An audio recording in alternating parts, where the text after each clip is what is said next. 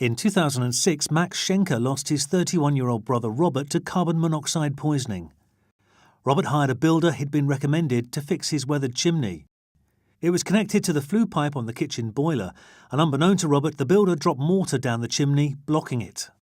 My brother, in parallel, had begun to feel unwell, which with hindsight were the telltale signs of carbon monoxide poisoning.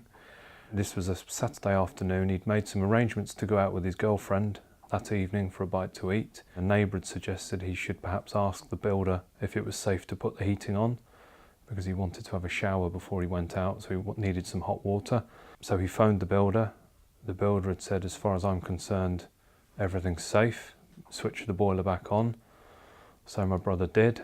He went to bed because he was still feeling unwell, try and sleep off what he thought was a hangover, and that was the last time he was seen.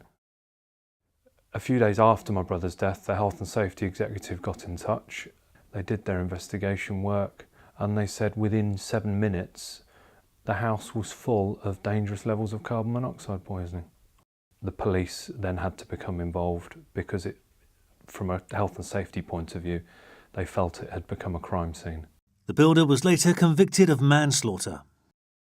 New research carried out among registered gas engineers reveals that more than 50% found a dangerous gas boiler, cooker or fire in a customer's home in the last year. One of those engineers was Christopher Darby, who was called out to a routine service in Taunton after the homeowner complained of headaches, dizziness and was rushed to hospital after collapsing. When I arrived, I walked in and initially I could see staining going up the wall from CO coming out of the wall heater. Because it was letting out CO, I condemned it straight away and issued a warning notice. I don't think I saved her life, but obviously I had a big impact on her health by me noticing that problem. My advice to people is to have their appliances checked by a gas-safe engineer every 12 months. In the last year, at least 5,300 homes in the East Midlands have escaped deadly gas incidents, such as explosions, fires and carbon monoxide poisoning, all thanks to the work of registered gas engineers.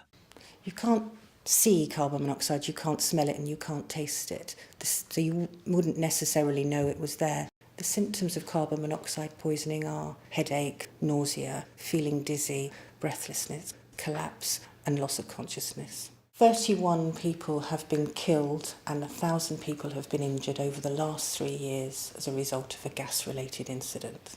It's really important to make sure that you have gas appliances serviced yearly and always use a gas-safe registered engineer.